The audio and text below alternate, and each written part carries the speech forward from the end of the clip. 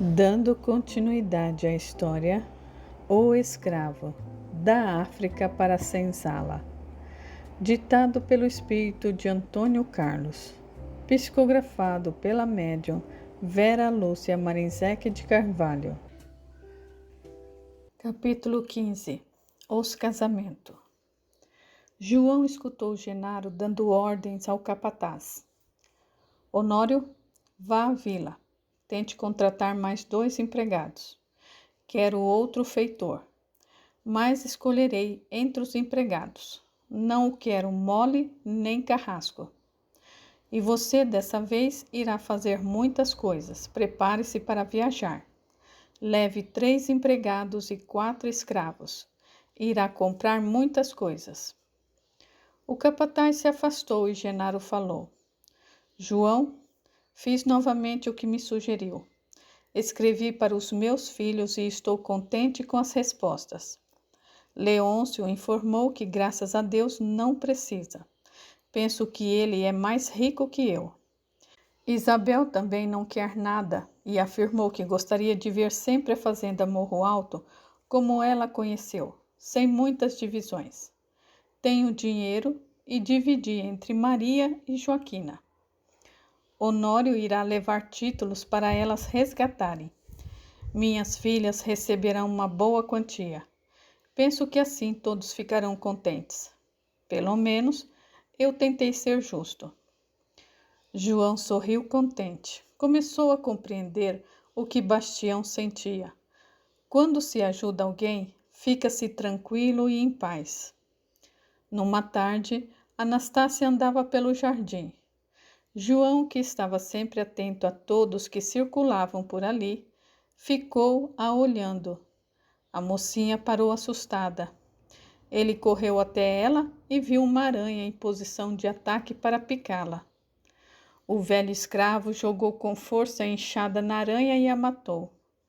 Depois ajudou a mocinha a ir para a área e pediu a uma escrava que lhe desse água. 2 horas depois, Genaro chamou.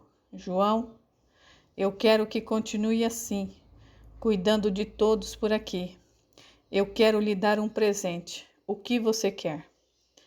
João pensou e não achou nada que quisesse para si.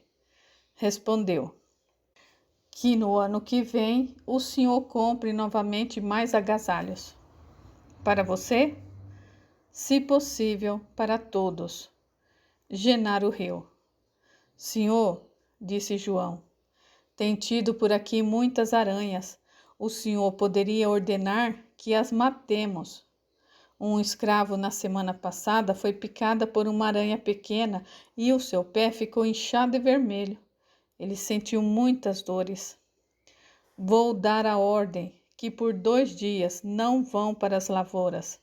Nesta época tem pouco serviço, ficarão na sede para ir ao galpão, pomar e jardim. As mulheres vão limpar a casa grande. Quero tudo limpo e sem aranhas. Todos gostaram de fazer algo diferente e mataram muitas aranhas e cobras. Foi contratado na vila um construtor que foi à fazenda com empregados, alguns alforriados e escravos para trabalhar nas construções. Dividido em grupos, uns reformaram a casa grande e logo acabaram indo se reunir aos outros. O segundo grupo reformou a casa de Albino e o grupo maior foi construir a casa onde residiria Marcila e o marido. Numa noite, Tomasa ficou com uma escrava que estava em trabalho de parto. A criança nasceu morta. João fez um chá e deu à velha amiga. Vá descansar, Tomasa. Não estou cansada, somente chateada. Obrigada pelo chá. Você queria ter salvado a criança, falou João. Ainda bem que salvei a mãe. Zazá tem mais 3 filhos. Seus partos são difíceis, mas esse se complicou mais. Tivemos nesse mês 3 mortes na fazenda. Primeiro o filhinho de um empregado, Bárbara, nossa velha amiga, e esse nenê. Quando se vive mais, vemos as pessoas à nossa volta morrer, disse Tomasa. Infelizmente, por aqui morrem muitas crianças e são poucas que ficam idosos. Quantos anos você tem, João? Não sei. Quando eu cheguei aqui, foi antes do ano de 1800.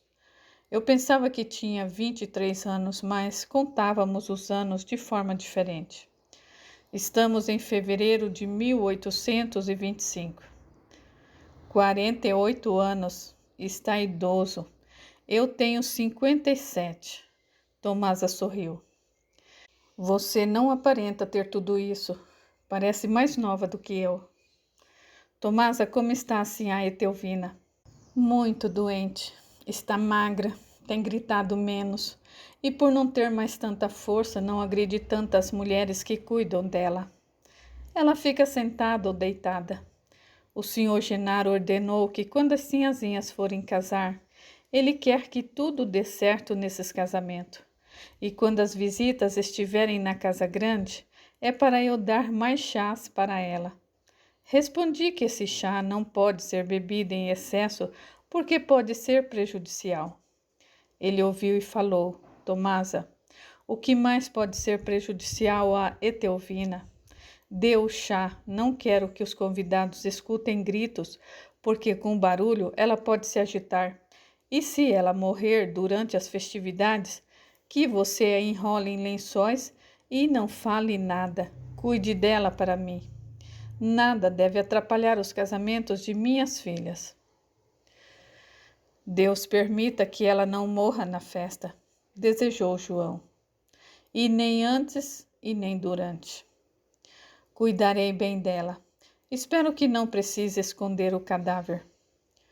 João enterrou o neném assim que se despediu de Tomasa. Os trabalhos de construções estavam adiantados. Os jovens iriam se casar no final do mês de abril, antes da colheita.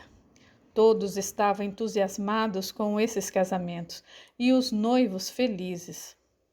Ainda bem que esses casamentos não estão sendo forçados. Os jovens parecem namorados, pensou João. Na sexta-feira, quando os trabalhadores voltaram da lavoura, 2 escravos jovens vieram amarrados pelos pulsos, ficaram no pátio e os outros escravos também. Os comentários eram muitos. João aproximou-se e viu que os 2 estavam machucados. O que aconteceu? João quis saber. Foi outro quem contou. Os 2 começaram a discutir durante o trabalho. Pedimos para eles pararem, porém continuaram. Da discussão passaram a trocar socos, estão machucados por isso. O feitor Félix foi apartar a briga, foi atingido por socos e machucou a testa. Aí ele deu um tiro de garrucha para o alto, assustou a todos, amarrou os 2 pelos pulsos e os deixou amarrados longe um do outro até virmos embora. O feitor foi falar com o senhor. Quer castigá-los no tronco. João, divida o castigo comigo, por favor, pediu um dos briguentos. Faça comigo, eu estou mais machucado, falou o outro. Temos tantos problemas. Por que não segue os conselhos dos mais velhos e não brigam? João falou e foi para a casa grande. Encontrou Félix e Genaro conversando. Senhor, por favor, pediu João. Félix, espere no pátio, irei ver o castigo. Ordenou Genaro e quando o empregado saiu, fez sinal para João se aproximar. Fale, João. Os 2 brigaram, são jovens, imprudentes e cheios de energia que brigam por qualquer motivo. Eles estão machucados. Desacatar o feitor, não os posso deixar impunes. Entendo e concordo, falou João. Peço-lhe que não deixe o feitor Félix castigá-los. Peça ao capataz ou ao feitor Amaro. Honório não gosta de castigar. Posso saber o porquê do pedido? O feitor Félix está irado e os castigará com força. O feitor Amaro já está mais velho e com certeza suas chicotadas não machucarão tanto. Genaro levantou-se e foi para o pátio. João foi atrás. No pátio estavam quase todos os escravos da fazenda. Calaram quando o proprietário chegou. Ele falou alto: Vocês sabem que não quero brigas, porém não me intrometo em discórdia de vocês. Estão aqui porque deveriam ter obedecido à ordem do feitor Félix para parar de trocar socos. Receberão cada um 10 chibatadas pelo feitor Amaro. Genaro cruzou os braços, iria ver o castigo. Félix tinha certeza de que seria ele a chicotear os 2 escravos. Decepcionou-se, afastou-se do meio e ficou atrás de Genaro. Amaro amarrou os 2 escravos de frente um para o outro. Deu as 5 chicotadas no primeiro e, como João pensou, ele não estava muito interessado em castigar. E por estar idoso, já não tinha muita força e também Amaro achava que brigas entre escravos deveriam ser resolvidas entre eles. Depois das 5, perguntou: Alguém quer receber as outras 5 no lugar dele? João se adiantou. Você irá querer receber as 5 do outro também? Perguntou Genaro sorrindo. O velho escravo afirmou com a cabeça. Genaro continuou a falar. 5 de um, 5 do outro. O pacificador irá receber mais do que os briguentos. Vocês 2 não têm vergonha? Veja no que a discussão de vocês resultou. Vou concordar, porém João não tirará o colete nem a camisa e receberá somente 5. Todos os 3 receberão 5 chicotadas. E prestem atenção, eu não quero mais desobediência. Quando um feitor dá uma ordem, é para cumprir. Se vocês 2 brigarem de novo, receberão 20 chicotadas, e este castigo não deverá ser dividido. Amaro deu as 5 chicotadas no outro, e João ficou na frente de um deles, levantou os braços e recebeu as outras 5. Amaro, dessa vez, chicoteou com menos força ainda. Aproveito, disse Genaro, que estão reunidos para falar que, nos casamentos de minhas filhas, receberei visitas, e eu quero que se comportem. Se isso não ocorrer, o insubordinado será preso no cômodo. Depois analisarei o ocorrido. Se for algo sério, o castigo será grande e não deixarei ser dividido. Porém, se vocês se comportarem, terão no dia do casamento alimentos saborosos. Quando as visitas forem embora, terão 2 dias de folga e festas. Agora vão para a senzala e ajudem os castigados, e não ficarão sem jantar. Os escravos foram para a senzala. Tomasa cuidou dos 3. Tenho somente uns vergões, disse João. Olhou para os 2 e pediu: Espero que isso não ocorra mais. Se João não tivesse pedido para o senhor, o feitor Félix os teria chicoteado, e aí sim estariam feridos, falou Tonho. Os 2 agradeceram. Companheiros, pediu João, por favor, vamos seguir as orientações do senhor. Será muito bom ter 2 dias de folga e festas. Espero que ninguém faça nada de errado e prive todos dessa festa. Se isso ocorrer, ficaremos todos contra ele, ameaçou Chico. Todos estavam empenhados em se comportar e passaram a falar dos casamentos. As noivas vestem roupas bonitas. Os convidados também. Com tantas visitas, os trabalhadores da Casa Grande terão muito serviço. O senhor prometeu que, se eles se comportarem e tudo der certo, me dará um prêmio. O que será? Dinha falou que serão roupas, folgas e até dinheiro. Os escravos se entusiasmaram, aguardaram os casamentos com ansiedade. 2 dias depois, pela manhã, João estava carpindo em frente da Casa Grande, quando viu 2 meninos correndo, chamando por Tomasa. O que foi? Respondeu Tomasa, saindo da cozinha e indo para a área. Venha correndo, véia Tomasa, pediu um dos meninos. Martira ficou louca, pegou o nenenzinho de Tiana e o jogou no chão. Corra lá. Tomasa e os garotos correram.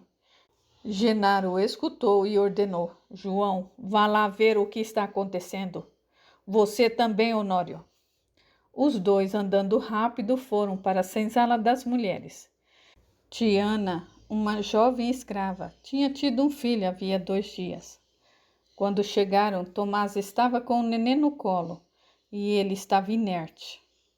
Vou cuidar dele, falou Tomasa. Está em estado grave. Deve ter fraturado vários ossos. João, segure a Martira. As crianças tentavam segurar Martira. João a olhou. Sossegue, mulher, pediu ele. Chegaram 2 empregados a amarrar os pulsos de Martira. Puxaram-na, a levaram para o pátio e a prenderam no tronco. Martira gritava como uma louca. Está vendo o que acontece quando se rouba o homem de outra? Xingava ela. No tronco, sabendo que não estava sendo ouvida, calou-se. João ficou parado olhando, viu que as crianças estavam assustadas e Tiana desesperada. Porém, reparou que a senzala das mulheres era bem limpa. Havia até vasos de flores. Tomasa passou a cuidar do nenê. A velha escrava orava e, com cuidado e carinho, o colocou no local que servia de cama. Como ele está? Perguntou João. Está desacordado. Teve muitas fraturas. Tem um afundamento na cabeça. Vou enfaixá-lo e somente eu irei pôr as mãos nele. Pedirei para Filó fazer chá para ele, para amenizar as suas dores. Penso que será isso que poderei fazer por essa criança. O chá não lhe fará mal? João estava preocupado. E como deixá-lo sentir muitas dores? Tomasa suspirou. Estava muito triste. Se ele sobreviver, ficará com muitas sequelas. Tiana estava assustada e, a pedido de João, contou o que aconteceu. Estava aqui com o meu filhinho. Martira entrou e pediu: Posso ver o seu nenê?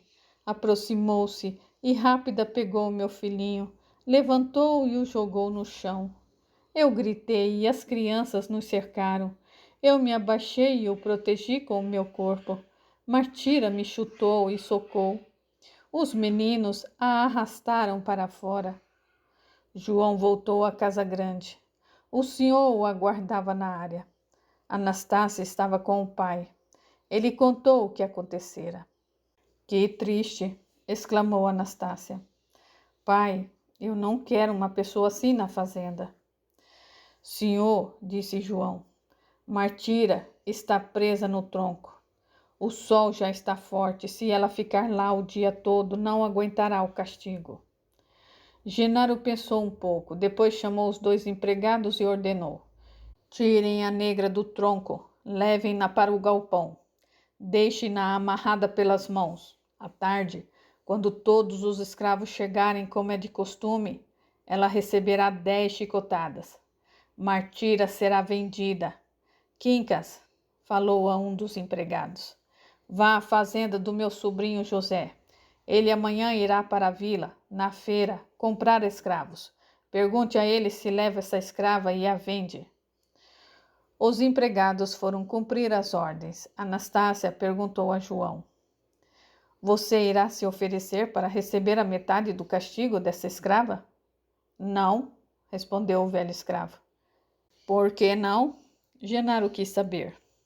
Sei que aqui nessa fazenda, graças a Deus, não tem castigo injusto. Para que exista a ordem é importante seguir as regras. Mas às vezes um dos meus companheiros se exalta e briga, rouba uma aguardente. São pequenas faltas.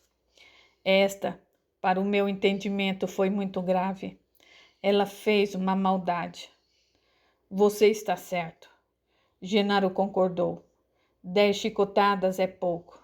Vou dar ordem para que ninguém divida com ela. mas decidi assim porque Martira será vendida.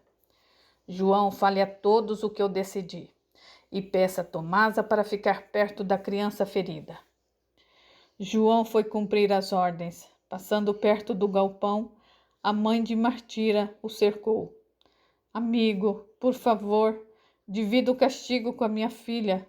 Não posso fazer isso, respondeu João, porque eu não concordo com o que ela fez. Martira agiu com maldade. Quando é você que divide o castigo, apanha menos, disse a mulher. Não se preocupe, o senhor ordenou somente 10 chicotadas. Como? A mulher esperava que fosse mais.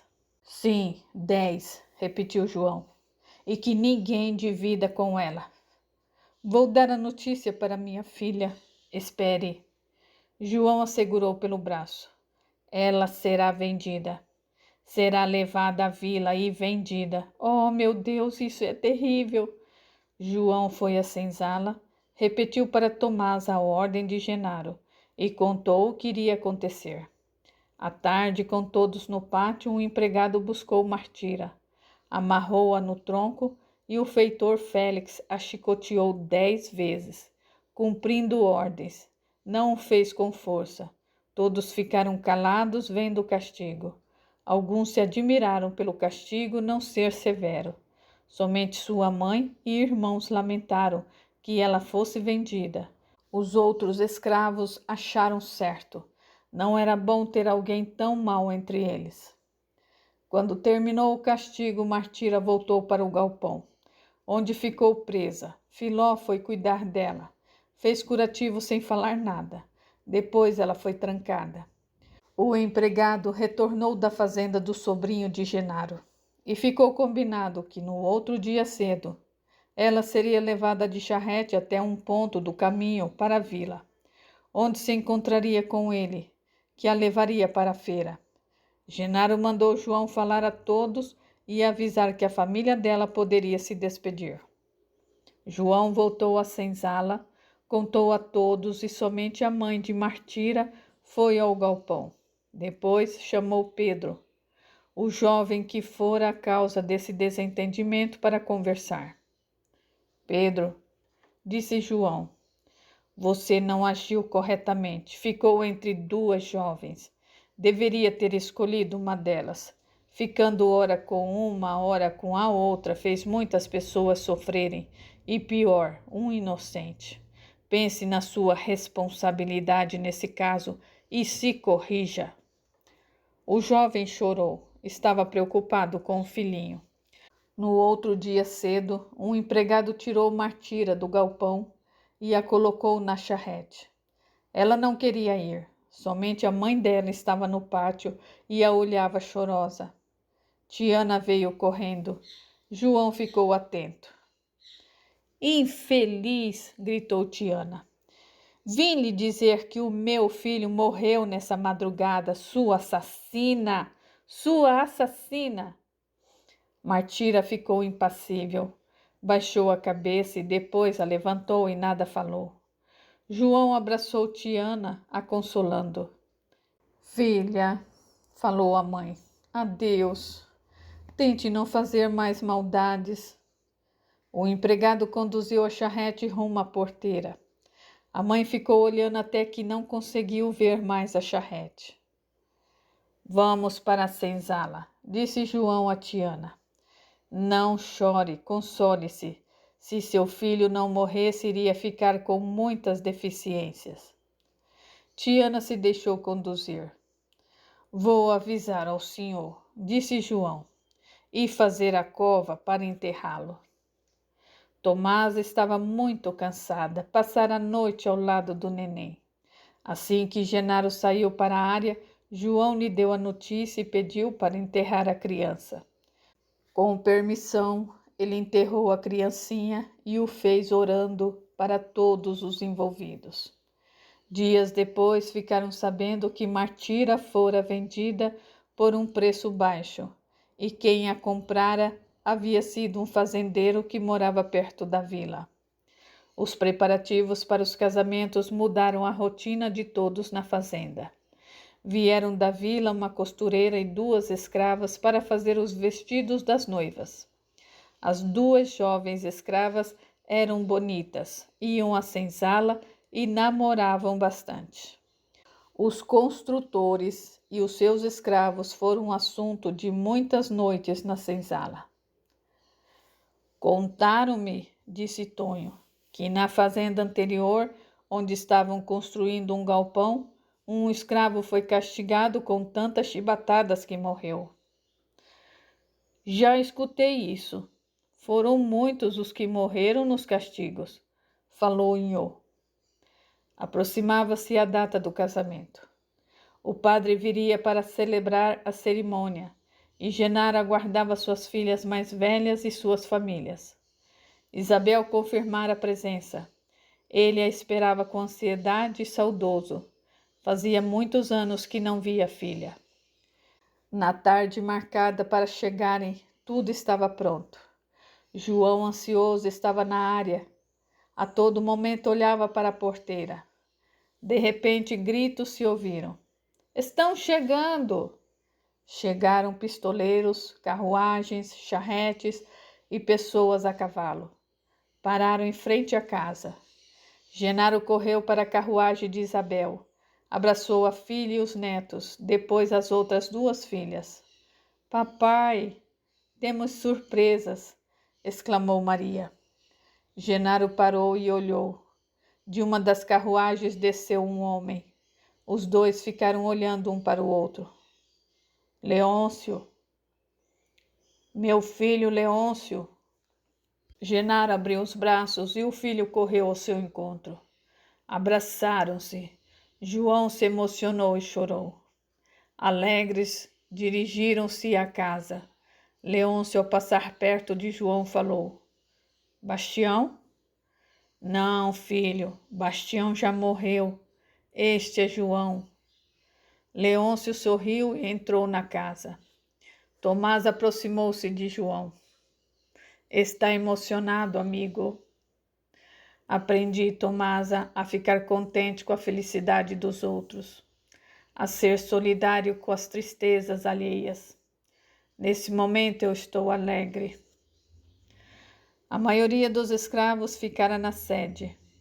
Com as visitas teve muito serviço, mas a alegria contagiava, todos estavam bem. O padre que viera junto com os filhos de Genaro, de fato não era muito simpático.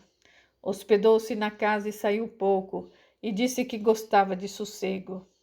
Visitou a senhora da casa, ficou por 5 minutos no quarto e a benzeu.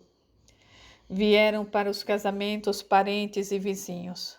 Como a capela era pequena e o tempo estava bonito, o céu azul e sem nuvens, foi feito um altar em frente à igrejinha, com os convidados esperando.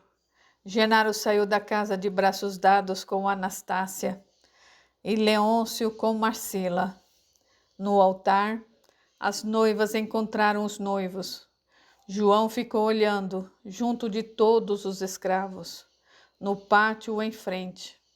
As moças estavam lindas, felizes e sorriam. O padre os abençoou. Quando a cerimônia terminou, jogaram flores nos casais. As crianças, netos e bisnetos de Genaro estavam alegres com a festa. Foi emocionante. Muitas escravas choraram. As irmãs das noivas também se emocionaram. E Genaro várias vezes enxugou as lágrimas. Depois, todos os convidados foram para a área onde estava uma grande mesa. Almoçaram. Que esta união seja de almas, desejou João. Os escravos tiveram alimentos fartos. Os 2 casais foram para a casa de Marcila, onde dormiriam, pois a casa grande estava com muitas visitas. Ninguém mais visitou Etelvina, que pelo excesso de chá ficou calada e dormiu muito. 5 dias depois foram todos embora. Leôncio viera somente com um filho. Ele iria para a vila. De lá, iria com Isabel e sua família para uma cidade do litoral, onde se separariam e pegariam navios para irem às cidades em que residiam. Genaro, depois que foram embora, chorou, mas estava contente. Reuniu os escravos na sede e falou: Vamos agora organizar tudo para voltarmos à rotina. Depois de amanhã poderão fazer a festa de 2 dias que eu prometi. Pena que não terá mais casamentos. Foi tão bonito, comentou Filó. A festa dos escravos foi muito agradável. Tudo transcorreu em paz. Anastácia e o marido foram para a casa grande. Genaro, saindo na área, chamou por João. Deu tudo certo. Posso morrer sossegado. Em paz, exclamou João. Nem tanto. Genaro suspirou. Receber os meus filhos foi muita alegria. Casar as 2 filhas também. Elas estão felizes. Mas eu tive perdas. Morreu o meu filho. Não deveria ter matado aqueles 2 que me traíram. Esqueça isso, senhor, pediu o velho escravo. Eu não consigo. Primeiro, porque eu amei Serafina. Segundo, eu matei um sobrinho. Com certeza foi meu irmão que mandou assassinar Malvino. Ainda bem que eu não levei adiante essa desavença, porque se eu tivesse me vingado, nada disso que ocorreu nesses últimos dias teria acontecido. O senhor não pode pensar em morrer. Tem de ensinar o seu genro a cuidar de tudo e com justiça, falou João. Genaro sorriu. Naquela semana fez frio. Esfriou antes do tempo, mas somente por 4 dias e depois voltou a esquentar. Queria morrer no calor, pensou João. Não queria sentir mais frio. Na fazenda todos estavam tranquilos, calmos e os recém-casados felizes. Capítulo 16. Voltando ao plano espiritual. João acordou se sentindo cansado, com dor de cabeça e enjoo. Assim mesmo foi para a sede, porém logo piorou. Ao ver Honório pediu: Capataz, não estou me sentindo bem. Posso ir para a senzala? Honório olhou e percebeu que o velho escravo realmente parecia doente. Pode, vá descansar. Quer que chame por Tomasa? Não sei. Penso que não precisa, respondeu João. Andando devagar, foi para a senzala. Gostou de ficar sozinho. Sentou-se no banco. À sua mente vieram cenas que havia muito tempo não recordava, que pensava ter esquecido. Parecia as estar revivendo. Viu a si mesmo no rio pescando, colocando os pés na água fresca. Menino correndo atrás de pássaros e animais. Lembrou-se de quando andava pela floresta. Tudo tão bonito. Falou na sua língua materna como falava em sua aldeia. Sorriu e continuou falando devagar. Havia muitos anos que não se expressava daquela forma.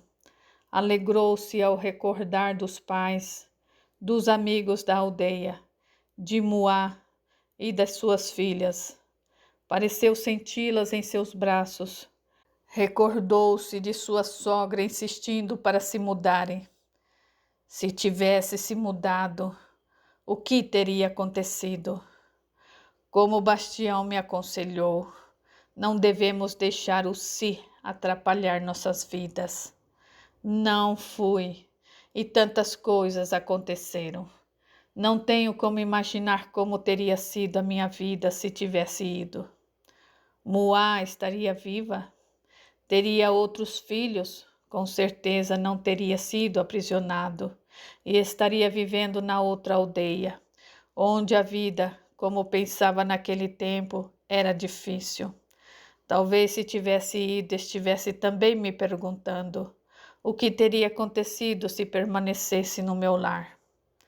Com certeza, vivendo com os meus sogros, teria reclamado. Demorei a aprender a não reclamar. Eu não posso sentir remorso. Somente fiz uma escolha, a que no momento eu julguei ser a certa. E será que não foi? Não tenho como saber. Penso que sempre temos motivos para nos indagar. E se tivesse feito ou agido de outra forma? Eu tive a vida que eu mereci. João levantou-se e se acomodou em sua esteira. Sentiu-se mal, com uma forte dor de cabeça, e ficou atordoado. Pareceu-lhe que vomitara. Viu de modo estranho Tomasa o limpando. Dormiu, acordou, olhou, continuava na senzala. Colocaram-no num canto. Inácio tocava nele. Sentiu que lhe pusera panos, fraldas, evacuara, e o cheiro era desagradável. Quis pedir para o amigo não o tocar, mas não conseguiu falar. Percebeu que não mexia o braço, a mão e a perna do lado direito. Por mais que se esforçasse, não conseguiu fazer nenhum som. Estava mudo. Tome, amigo, pediu Inácio. O companheiro colocou o braço esquerdo embaixo de suas costas, erguendo-o e colocou uma caneca nos seus lábios. Devagar, João tomou. Era um chá. Pronto, agora descanse. Logo Tomasa virá vê-lo. Inácio afastou-se. Que horror! Que humilhação! Pelo jeito evacuei nas fraldas. E Inácio me limpou. Eu não consigo nem chorar. Quem se sente humilhado é porque é. Escutou, abriu os olhos. Naquele momento não tinha ninguém perto dele. Orgulhoso, pensou em resposta. Pense nisso. Veio à sua mente, ele criança pedindo ajuda para um homem da aldeia para fazer uma armadilha. Prestou atenção e aceitou o auxílio. Depois recordou-se dele moço ensinando crianças a fazer a mesma armadilha. Lembrou-se de uma vez que uma tia cuidou dele quando esteve enfermo porque a sua mãe estava ausente. Criança aceita ajuda, pensou. Aceita sem orgulho, porque depois de adulta é mais difícil aceitar. Será porque sou orgulhoso? Ajudei muitas pessoas aqui na senzala. Cuidei de muitos quando eles precisaram. Não queria dar trabalho, necessitar dos cuidados das pessoas. Não querer receber auxílio não é um sinal de que sou orgulhoso? Tão autossuficiente que pensava não precisar de ninguém. Aceitar ajuda não é humildade? Tomasa e Inácio se aproximaram. Como está, amigo? Perguntou ela. João olhou para os dois e tentou sorrir. Talvez tenha feito uma careta, mas a amiga entendeu. De nada. Quem cultiva amizade tem amigos. Com carinho pegou um pano molhado, passou no rosto de João, acomodou-o. O que ele tem? Perguntou Dito a Tomasa. Uma paralisia parcial. Com certeza essa doença tem nome, mas eu não sei. Penso que algo aconteceu no cérebro dele e o nosso amigo ficou assim. Irá sarar? Só Deus sabe, respondeu Tomasa. Porém, João a viu negar com um gesto de cabeça. Tenho de fazer duas coisas, pensou João determinado. Primeiro, não ser um doente difícil, aceitar toda ajuda que receber. Talvez eles me deem algo que não queira comer, me façam beber chás que eu não goste, me troque quando for possível para eles. Segundo, eu devo ser grato por cuidarem de mim, tentar sorrir e obedecer. Doente não faz mais o que quer, mas depende do que os outros podem fazer por ele. Dormia muito, acordava com alguém o limpando ou tentando lhe dar alimentos ou chás. Não sei se eu estou dormindo muito pela doença ou pelos chás. De madrugada acordou com frio. Frio, como você já me maltratou, pensou João. Viu Dito o cobrir, esquentou-se e voltou a dormir. Tomasa novamente aproximou-se. Inácio levantou e ela lhe deu chá. Durma, meu amigo. Dito colocará a esteira dele à noite perto da sua para ajudá-lo. Amanhã cedo estarei aqui. Boa noite, desejou a velha amiga. João tentou sorrir. Pensou que era dia. Perdera a noção do tempo por estar dormindo muito. Porém, logo voltou a saber quando era dia ou noite. Dito ou Inácio limpavam-no, trocavam-no. Tomás ou Filó lhe davam alimentos líquidos em sua boca, água e chás. Meu Deus, Pai, grande Mãe, que eu seja grato ao auxílio que eu recebo. Ajude-me a não me desesperar e aceitar a doença. Inácio e Tomás aproximaram-se dele e seu amigo contou. João, o senhor ordenou que eu volte a trabalhar na sede para ajudar a cuidar de você. O senhor Genaro deu essa ordem, disse Tomasa. Falou que se Inácio tiver jeito, que eu o ensine o que sei. À tarde, Inácio e Dito pegaram João e o levaram para fora. O enfermo gostou.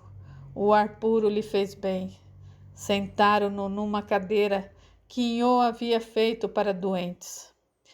Ela tinha um encosto alto e um banco no qual se podia colocar os pés. Colocaram-no no sol. Sol é vida. Você precisa receber seus raios benéficos, falou Dito. João ficou sozinho. Realmente gostou de ficar no sol. Viu Dito voltar ao trabalho e Inácio conversar com duas mulheres que estavam em frente à senzala. Porém, o sol estava forte. Tudo o que é demais incomoda. Se pudesse, já teria saído do sol. Que valor dou agora às pernas sadias que eu tinha. Como era bom poder levantar e andar. Gostaria de chamar Inácio e pedir para me tirar do sol. Entendo agora como é bom falar. Enquanto podia, fazia muitas coisas simples e rotineiras. Agora eu não posso fazê-las e outros as fazem por mim. Quando podem ou quando querem, como é bom ser autossuficiente. Levantou a mão esquerda e tentou fazer sinal para Inácio, que distraído conversava animado. Foi somente quando as mulheres foram embora que Inácio se aproximou. O sol está quente, quer ir para a sombra? João se esforçou e afirmou com aceno de cabeça. Inácio arrastou a cadeira para debaixo de uma árvore. Deu água para ele, acomodado na sombra. João se tranquilizou. O companheiro ficou falando, contou que conversara com as mulheres, fofocas de escravos. Queria ficar em silêncio, pensou o doente. Dito veio e com Inácio levaram-o para dentro da senzala. Queria ter ficado lá fora, com certeza minha vida agora será assim. Eles decidirão o que farão comigo. Se aceitar, ficará mais fácil. Tomara que eles não se cansem de cuidar de mim. Doentes incomodam, dão muito trabalho, cansam as pessoas que cuidam deles. Poderei ser esquecido, não me levarem para fora, não me trocarem. Poderei até ficar sem alimentos. Devo ser um doente fácil. Dito e Inácio conversando, acomodaram-no na esteira. João sorriu, agradeceu-os em pensamento. Os dois sorriram também. Deixaram-no sozinho. Ele estava com fome e somente foi alimentado depois que todos jantaram. Inhô colocou comida em sua boca. Ficou com sede só mais tarde, quando o prepararam para dormir, que Tomasa veio e lhe deu água e depois o chá. Sua vida se tornou mais rotineira ainda. Dormia, acordava e recebia auxílios dos companheiros. Às vezes esqueciam de lhe dar água e ficava com sede, com fome ou sentia frio, mesmo ainda estando no outono. Ora era esquecido no sol, ou queria ficar mais na sombra, ou sentado, ou comer mais. Foi então que pensou que mesmo em situação difícil, em nenhum momento a reclamação ajuda. e tudo pode piorar. Se não estava bem sendo escravo na senzala, com a doença ficou muito mais difícil. Será que pode piorar? Penso que sim. É uma boa ocasião para provar que eu aprendi a não reclamar. Eu não posso fazê-lo falando, mas em pensamento. Também posso ser grato pela ajuda que eu recebo. Pitucho passou a ir mais à senzala, e quando isso ocorria, João somente o escutava. Deitado não o via, mas se distraía ouvindo-o rir e acabava sorrindo também. À noite, com todos calados, João pensava muito. Foi difícil gostar da senzala. Convivi com pessoas educadas e outras nem tanto. Local de muitos odores, e eu agora fazendo as minhas necessidades fisiológicas nos panos que me colocam. Tenho contribuído para o odor piorar. Porém aqui, por muitos anos, foi o meu abrigo. Eu tive um lugar para dormir e no momento eu tenho quem cuide de mim. Devo amar esse local. Pelo que Inácio falou, fazia 5 semanas que estava doente. O tempo, quando estamos sofrendo, passa lento. Parece que faz muitos meses. Sei que ele está certo. Está esfriando. Temo o inverno. Dormiu. Acordou sentindo-se sufocado. Escutou o barulho de sua respiração. Estava alta como um ronco. Doía o peito, a cabeça. Quis chamar por Dito, que estava dormindo perto. Não conseguiu. De repente, conseguiu respirar com mais facilidade e as dores diminuíram. Calma, meu amigo. Fique tranquilo. Escutou, lembrou-se de Bastião e se acalmou. Sentiu uma madorna, sem entender o que ocorria, pois parecia que via o que acontecia, mas ficou sem saber o que fazer. Viu pessoas muito limpas, que exalavam odor agradável, com delicadeza mexer em seu corpo.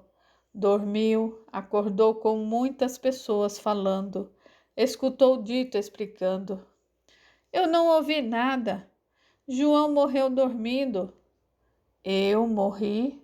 Não, você está enganado, exclamei, admirado. Nossa, eu estou falando. Vou contar ao capataz, falou Nhô. O que vão para a lavoura, podem se despedir dele. Será que agora que João morreu, voltarei para a lavoura? Inácio estava preocupado. Mas um dos nossos que estava sempre ajudando vai embora, lamentou Chico. João continuava escutando sem entender. Viu Nhô retornar e dizer: o capataz disse que podemos nos atrasar para o trabalho, para nos despedirmos dele. Os que trabalham na sede devem enterrá-lo agora de manhã. Vou avisar Tomasa, com certeza ela irá querer ver o seu amigo pela última vez. João, confuso, viu muitos companheiros passarem por ele e escutou. Você falava tanto da terra da luz que possa ir para lá. Irei sentir sua falta. Num castigo poderia contar com você para dividir comigo. Estava sempre pacificando para não ter brigas, que você possa ter paz. Espero que agora, liberto, você esteja bem. Foram muitos os votos. Sentiu a gratidão e foi grato. Silêncio. Todos saíram e João percebeu que estava em pé. Olhe para baixo. Ele o fez e viu o seu corpo deitado, confundiu-se. Serei eu mesmo? Observou melhor. Deve ser eu mesmo, concluiu ele. João escutou. Peço-lhe para continuar calmo. Será verdade o que eu escutei? Eu morri? Indagou. Viu Tomás entrar na senzala e se ajoelhar perto do corpo. Amigo, vá em paz. Não tema. As pessoas boas não precisam ter medo dessa mudança. O seu corpo velho e doente morreu, mas você, que é espírito, continua vivo. Tomasa não brincaria comigo. Será mesmo que eu morri? João queria lhe dar um abraço de boas-vindas. Escutou. Ai, meu Deus! Ó, grande mãe, me socorra! Exclamou com medo. Não serve um amigo sincero? João olhou para onde vinha a voz e viu Bastião, que abriu os braços. Ele hesitou, virou o rosto, olhou para baixo. Lá estava o corpo inerte. Olhou novamente para o amigo. Socorra-me, pediu João. Ajude-o. Bastião falou com carinho e o abraçou. Estou falando. Como também pode andar e mexer a sua mão direita? A paralisia era do corpo físico, explicou Bastião. Tomasa levantou e pediu para os companheiros que retornaram à senzala. Inácio, você e Dito irão fazer uma cova no cemitério. Quando estiver pronta, venham buscar o corpo de João. Ele não tem nada para repartir. A coberta que usava pertence a todos. Sua esteira está velha. Enterre-a com o corpo dele. Suas roupas estão gastas. Seu colete está muito desgastado e com os sinais das chicotadas. Vamos enterrá-lo como está. João ficou ali na senzala, continuava ainda confuso. Amigo, disse Bastião, a morte do corpo é algo natural. Acontece com todos nós. Inácio e Dito voltaram e pela esteira, os dois e Inhô pegaram o corpo inerte e sem vida que João, espírito, usava para viver mais uma encarnação. Calados foram para o cemitério. Ele os acompanhou olhando tudo. Quando terminaram, os três voltaram ao trabalho e ele continuou ali. Vamos, João. Ele levantou a cabeça e viu Bastião ao seu lado, que sorria. Para onde? Perguntou. Irei levá-lo para um local para descansar, respondeu seu amigo. Mas eu não estou cansado. Descansei bastante esses dias, falou João. Esteve enfermo, venha comigo.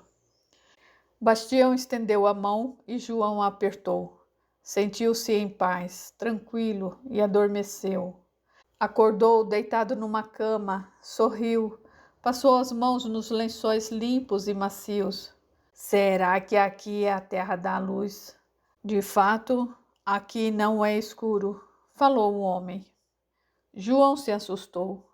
Pensou que estava sozinho. Olhou para o lado e viu um senhor que sorria. Ele também estava deitado em um leito. O senhor sabe onde estamos? Perguntou João. Num local muito bonito. Refizemos da viagem que fizemos. Que viagem? Da mudança de plano. Viemos do plano físico para o espiritual. Sabe que seu corpo de carne morreu? Sei. O que é estranho é que eu me sinto o mesmo. Mesmo? O senhor olhou nos olhos e sorriu. Estava doente e não estou mais. Sentia muitas dores nas costas e no momento não as sinto. Eu estou bem, exclamou João. E isso não é bom? Parece ótimo. João olhou para o homem que conversava com ele. Era idoso, barba grande e branca como os cabelos, pele clara e olhos azuis. Eu estou compartilhando um quarto com um branco? Não entendo. A cor da pele não difere quando fazemos essa mudança. Diferenciamo-nos somente pelos nossos atos. Bastião entrou no quarto e os dois se abraçaram contentes. Obrigado, amigo, agradeceu João. João se sentiu bem. Entendeu que o lugar em que estava, que para ele era a terra da luz, era um local de fraternidade, onde viviam pessoas que fizeram aos outros o que gostariam que lhes fizessem. Gostou de ter feito a grande mudança e se adaptou rápido, porém às vezes ficava encabulado por ser tratado igual aos brancos. De dormir, ainda sentia reflexo do seu corpo físico, em cama, de ter um espaço somente seu e de ser respeitado. Será que eu mereço tudo isso? Pensou perto de Bastião. Meu amigo, no plano espiritual não existe privilégio. Não podemos nos enganar, fingir. Aqui na Terra da Luz, como você dizia, para esse lugar somente vêm os que fizeram por merecer, os que se afinam com o bem. Na Terra da Escuridão é diferente? João quis saber. Temos no plano espiritual lugares onde se agrupam espíritos afins que continuam com as maldades, fingimentos, malícias e outros vícios. Nós os chamamos de umbral. Você verá que essa mudança não é sempre igual. Difere-se muito. Cada um tem a sua história e, consequentemente, a faz de um modo. Chamamos esse processo de desencarnação e a nossa volta, ou seja, do nosso espírito a outro corpo carnal, chamamos de encarnação. Eu pensei e você respondeu. Isso já aconteceu antes? Nós, espíritos, explicou Bastião, podemos escutar pensamentos, é só aprender. Você poderá fazê-lo. Quero muito estudar, porém gostaria de saber o que aconteceu com algumas pessoas. Acompanharei você para revê-las. Marcaram o dia. João esperou ansioso. Bastião o conduziu para o plano físico. Foram volitando e o condutor explicou. Nós, espíritos, podemos nos locomover pela força da vontade. Chamamos esse processo de volitação. Sem o peso do corpo físico, tudo se torna mais fácil. Vestimos ainda outro corpo que se chama perispírito. Ele é leve e nos locomovemos facilmente. Primeiro Bastião o levou para rever as suas filhas. A aldeia onde elas moravam era rústica, com choupanas pobres. A vida ali era difícil, porém eram livres e alegres. João olhou tudo, sentiu mais que reconheceu as filhas. 2 mulheres adultas, e elas tinham muitos filhos e netos. Reconheceu Moá, que havia reencarnado e já era mãe. Não tenho mais nada a ver com esse lugar. Embora as ame, o tempo nos separou, falou João. Volitaram para as terras brasileiras. Posso saber de alguns companheiros que vieram comigo no navio? Pense neles, aconselhou Bastião. João pensou primeiro em Babau, aquele que traíra os seus companheiros e foi atraído para perto dele. Babau estava velho, doente e ainda trabalhava, tinha muitas cicatrizes. Fora chicoteado com certeza várias vezes, mas a dor fez com que ele aprendesse. Estava calmo e resignado. O rapaz do grupo que fora com ele para aquela fazenda não contou que ele fora um traidor. Já tinha falecido e estava bem. Quis ver também a jovem que viajara junto na carroça. Ela sofrera bastante, ficou doente. A senhora que a comprou a colocou para fora de casa e ela ficou num barraco onde desencarnou. Estava reencarnada, era escrava novamente, mas desta vez num lar cristão, onde era muito bem tratada. Foi uma alegria rever Dali. Ele estava idoso, mas lúcido. Seu semblante era tranquilo. Ele estava em paz. Na fazenda para onde foi, os escravos eram bem tratados, e Dali tornou-se um protetor, uma pessoa bondosa que estava sempre ajudando a todos. Ele irradiava luz, sorria muito, e todos ali o chamavam de Preto Velho. João o abraçou e desejou que estivesse bem. Uma pessoa assim sempre está bem, afirmou Bastião. Não importa se sente dores, se seu íntimo está tranquilo, é feliz. E Simão? João quis saber. Pensou nele e foi atraído para um quilombo de difícil acesso. O local era bonito, muitas árvores, uma nascente d'água abundante, casinha simples e muitas crianças. Simão, já idoso, estava bem. Adaptou-se ali, a pedido de João, que o envolveu com uma energia de amizade e carinho, pensou. Tive medo do que poderia acontecer na fazenda Morro Alto, com o senhor Malvino sendo o proprietário. Como conversava muito na vila, eu sabia onde estava o quilombo. Resolvi fugir, mas não queria ser fugitivo. Planejei a minha morte, deu certo. Aqui eu estou bem. Embora a vida seja difícil, soubemos que o senhorzinho Malvino foi morto. Porém, ser escravo é sempre incerto. Teremos ou não um bom dono. Fique em paz, meu amigo, que Deus o proteja, desejou João. Vamos, Bastião, agora para a fazenda. Ver a fazenda estando no outro plano foi muito diferente. Percebeu que estava frio, a temperatura estava baixa, mas não sentiu frio. E isso fez fazer uma oração de agradecimento. Viu Tomasa e agradeceu à bondosa amiga por sua amizade e por tantas vezes ter cuidado dele. Alegrou-se por ver Inácio trabalhando na sede. Foi à senzala naquele horário, não tinha ninguém. Bastião, quem assassinou o menino Malvino? Quis ele saber.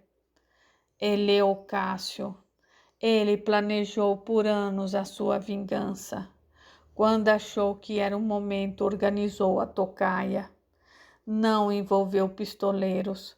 Foi o filho dele que abordou o menino escravo. E ele, com um empregado de confiança, que atiraram. João foi à casa grande, não entrou. Ficou na área, escutou Etelvina e orou, como fazia quando encarnado por ela. Esta mulher, falou Bastião, embora doente, não tem nada grave. Com certeza viverá muito tempo.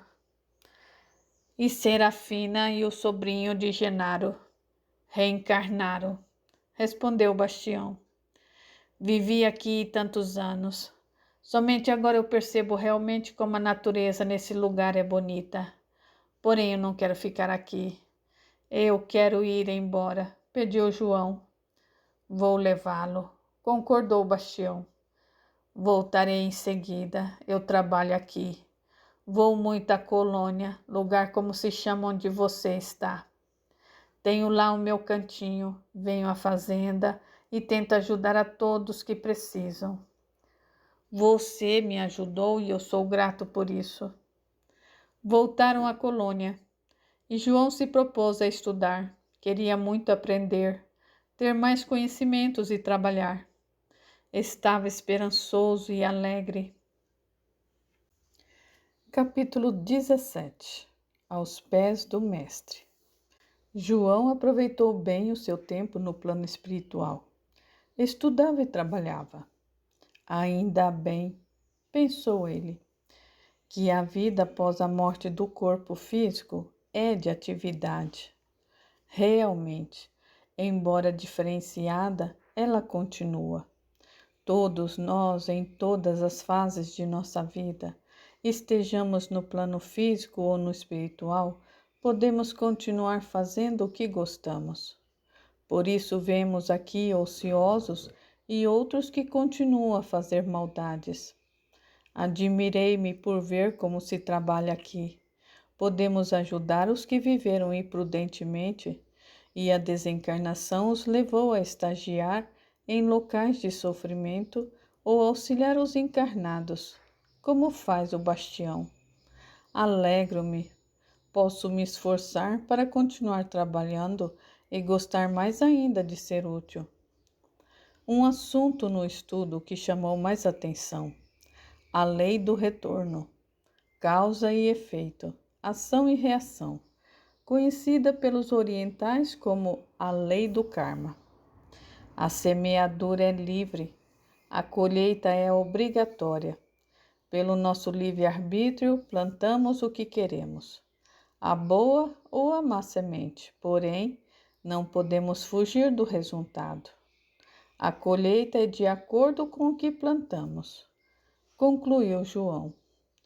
Passou a ler livros que explicavam o assunto e colecionou frases como as do livro O Grande Enigma, do autor Leon Denis. As condições atuais de todas as almas é o justo resultado de suas existências passadas. Da mesma forma, na existência presente, nossa alma tece dia por dia, por atos livres, a sorte que teremos no futuro. Outra citação de que gostou muito foi: ao errar, assina, qualquer pessoa, uma promissória, que um dia ser-lhe-á apresentada para quitação. Do livro Encontro com a Paz e a Saúde, do autor Hermínio Miranda, obra psicografada por Divaldo Pereira Franco. E no O Evangelho segundo o Espiritismo, de Allan Kardec, no capítulo 5, ele gostou de: as vicissitudes da vida derivam de uma causa. E, pois que Deus é justo, justa há de ser essa causa. Também de Kardec na obra O Céu e o Inferno, no capítulo 6.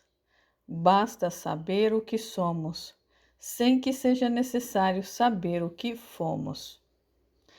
João concluiu que esta sua última vivência no plano físico fora resultado de uma má plantação e também uma oportunidade de assimilar uma grande lição: amar o trabalho.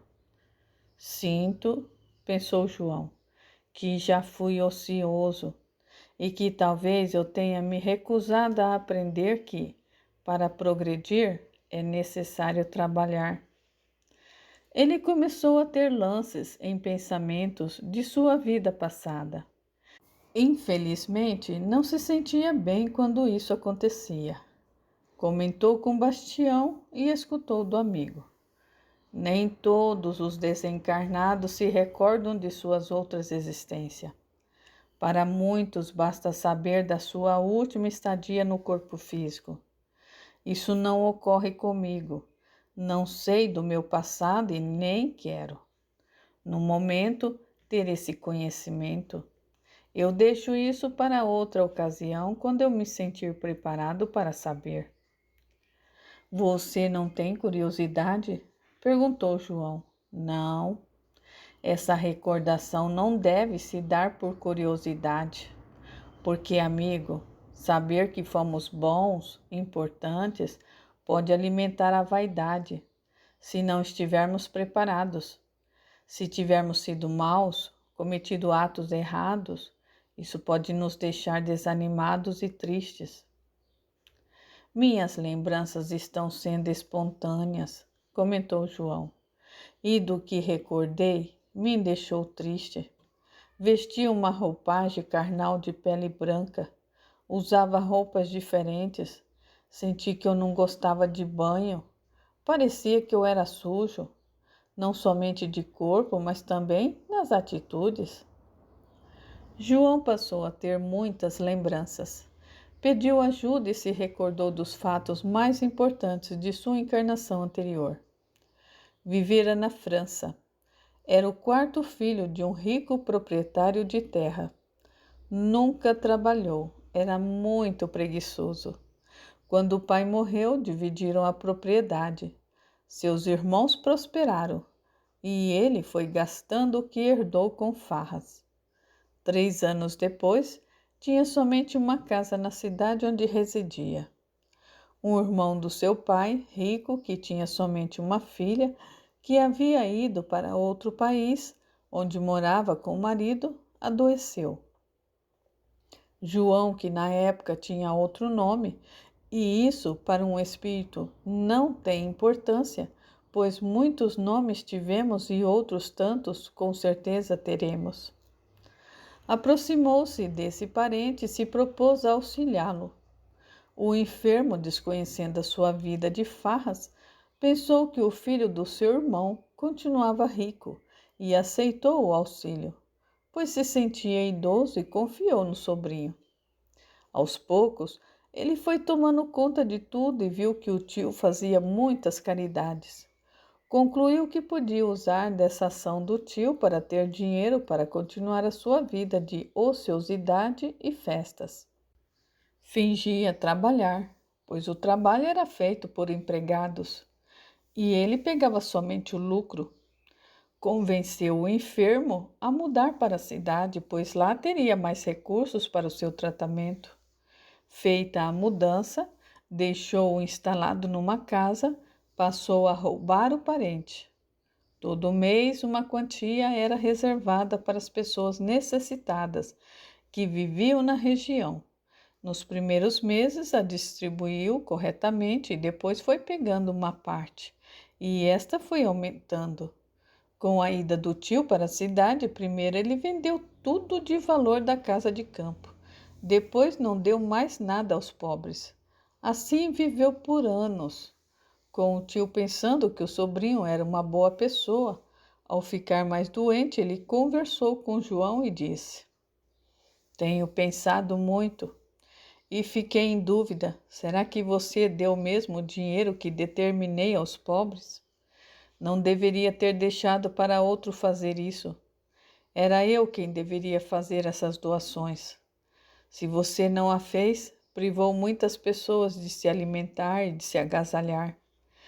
E se isso ocorreu, essa atitude imprudente acarretará para você um retorno de privações. O senhor morreu. Dias depois, João pegou tudo o que tinha de valor da casa e vendeu. A filha e o marido vieram e acusaram de ter roubado, e ele se defendeu dizendo que o pai dela lhe dera tudo aquilo. Essa senhora vendeu as terras, a casa e voltou para o país em que residia.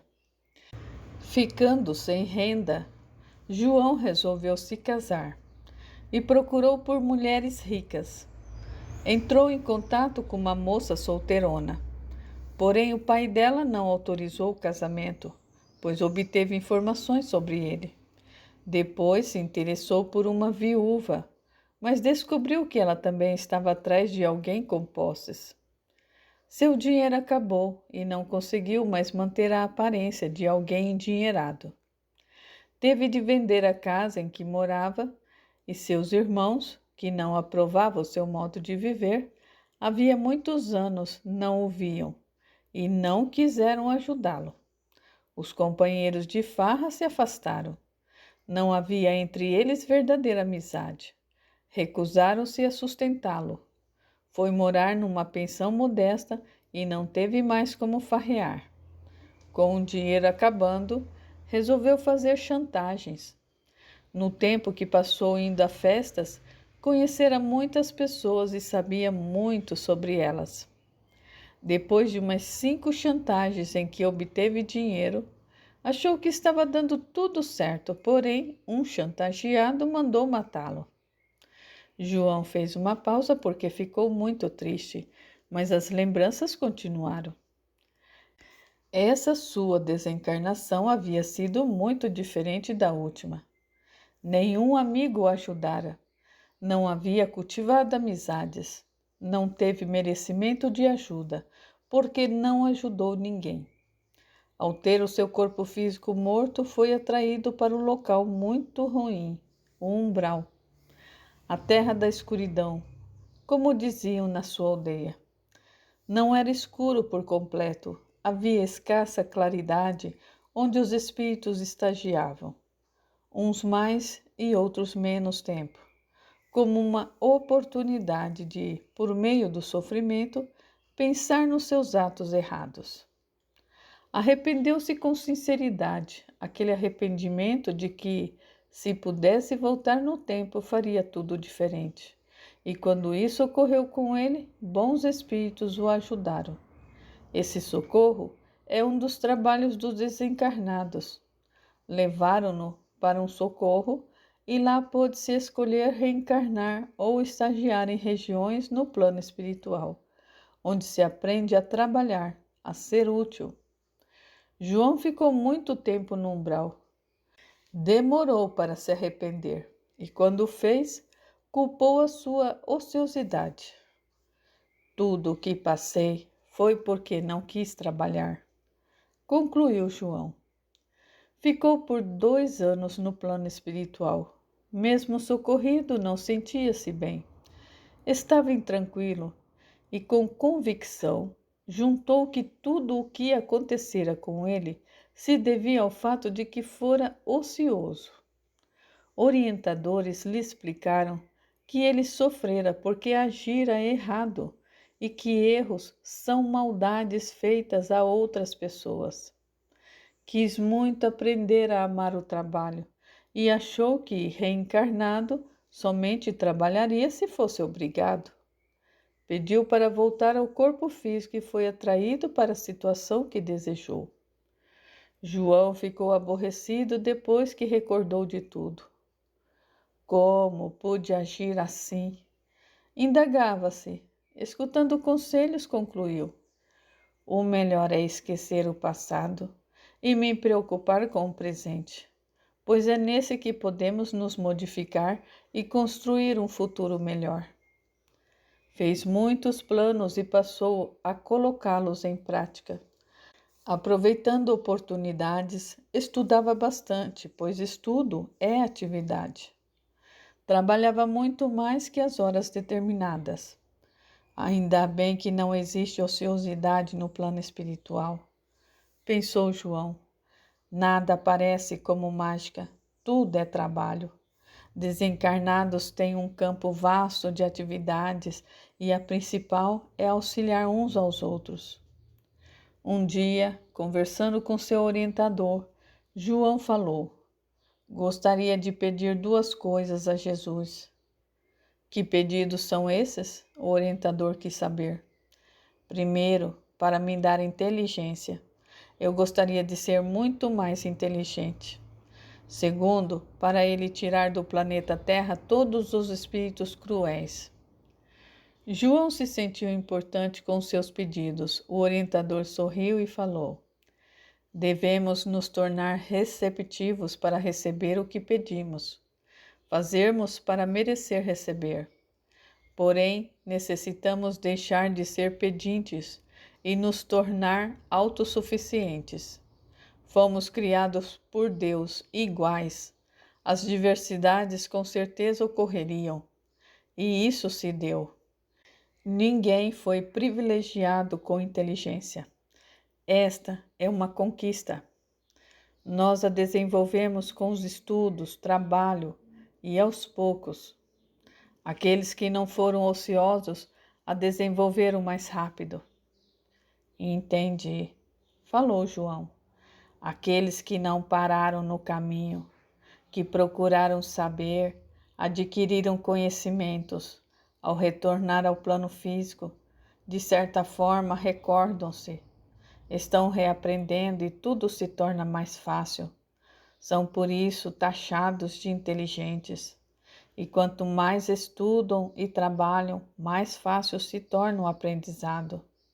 Se quero ser inteligente, necessito então estudar e trabalhar, porque é com o trabalho que consolidamos o aprendizado. Quanto ao seu segundo pedido, continuou o orientador, elucidando, eu tenho certeza de que já agi no passado com crueldade. E você? Talvez tenha agido também. E se na época em que fomos cruéis, Jesus tivesse atendido ao pedido de alguém parecido com o seu e nos expulsasse desse planeta? O Mestre não o fez e estamos aqui. Penso que nem você nem eu cometeríamos, no momento, atos maldosos. Depois, nada fica sem consequências. Todo erro livremente cometido leva a sofrimentos necessariamente subsequentes. João abaixou a cabeça. O orientador pegou o evangelho, abriu e com a voz harmoniosa leu em voz alta. Este texto é do Evangelho de Lucas, capítulo 10, versículo de 38 a 42. Marta e Maria. E aconteceu que, indo em viagem, entrou em uma certa aldeia, e uma mulher por nome Marta o recebeu em sua casa. E esta tinha uma irmã chamada Maria, a qual, sentada aos pés do Senhor, ouvia sua palavra. Marta, porém, fatigava-se na contínua lida da casa. E apresentou-se diante de Jesus e disse: Senhor, não se te dá que minha irmã me tenha deixado só com o serviço da casa? Diz-lhe, pois, que me ajude. E o Senhor, respondendo, disse-lhe: Marta, Marta, tu te fatigas e andas inquietas com muitas coisas.